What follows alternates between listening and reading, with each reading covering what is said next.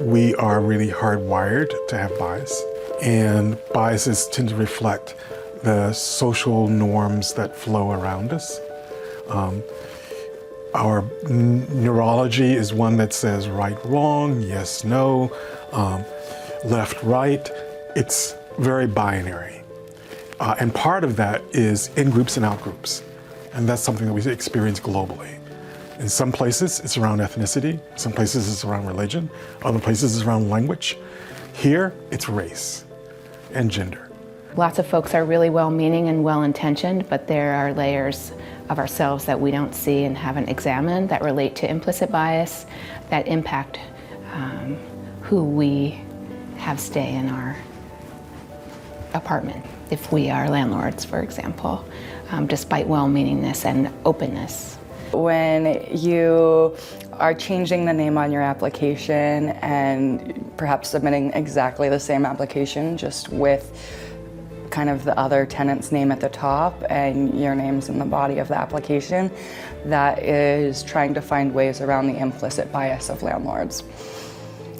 You're still the same tenant, you still have the same credit history, you're still using the same references, but by using a wider sounding name at the top of your application, you're getting around the implicit bias that they might have and not be aware of. I don't think that people wake up every morning and say, who can I discriminate against this morning?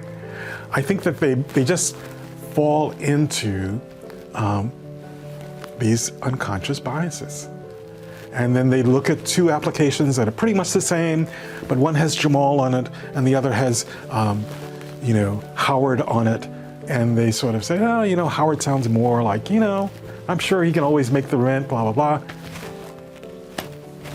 No. You need to get over that. I don't have a student or employee of color that hasn't also shared with me stories of racial bias that they've experienced in our community. I complained about some maintenance issues in my unit, and then the next day there was a complaint about parking.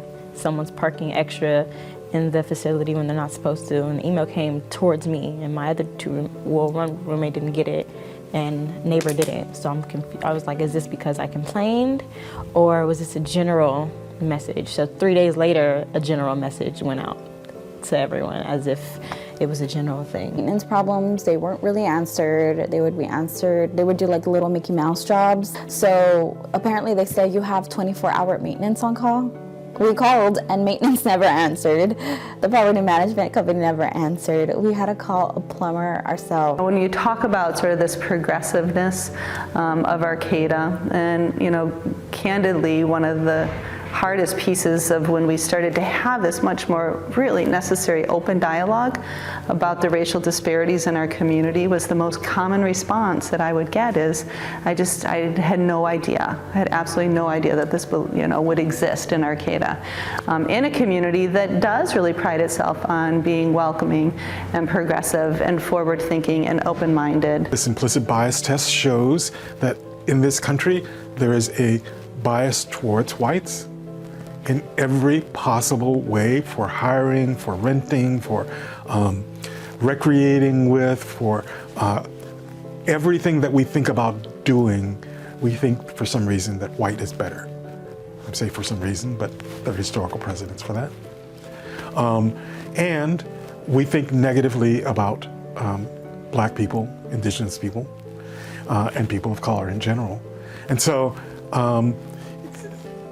people will, it doesn't matter what race you are, will actually manifest these kinds of biases because it appears in our media, it appears subtly in the images that we see on television, it appears sometimes not so subtly in our movies. Who's the villain, If someone says, Assalamu alaikum, the next thing you expect them to sort of talk about is terrorism. And so, it would be great when someone said, Assalamu alaikum, the next thing they talked about was getting you on a healthy diet and getting you fit, like they're actually your doctor, not the terrorist next door. We need to see more of those different kinds of images.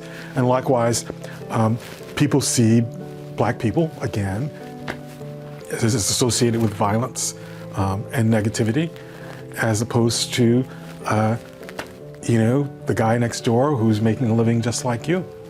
And so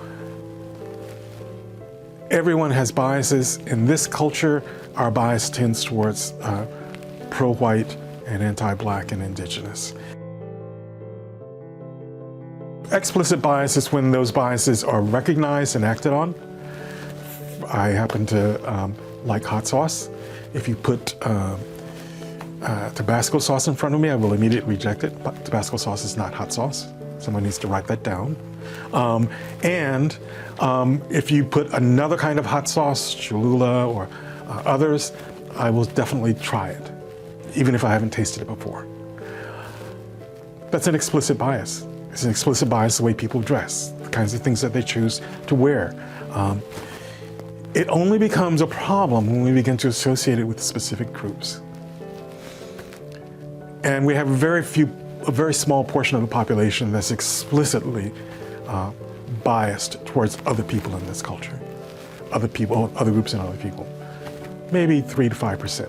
They seem much more visible these days. So I sort of am concerned about those people, but not as concerned as I am about the 85 to 90% of us who carry implicit bias. Implicit bias are those biases that operate on an unconscious level. 200 milliseconds, and suddenly you're saying something that you think, how did that pop out of my mouth? I'm a decent person. I believe in equality. I believe in fairness. Maybe I even participated in the civil rights movement or voted this way or that way. And yet, I find myself when I'm interacting with people of color, feeling awkward, saying things to reassure them or to let them know that I'm an okay person, or and it's like, why? Where is this coming from? And it's our unconscious literally having fed on all of those images all of our life and continually being reinforced in our daily life, in newspaper stories that we read and everything.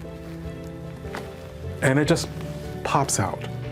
And so we need to get to sort of tune in to what those unconscious implicit biases are in order to be able to correct them.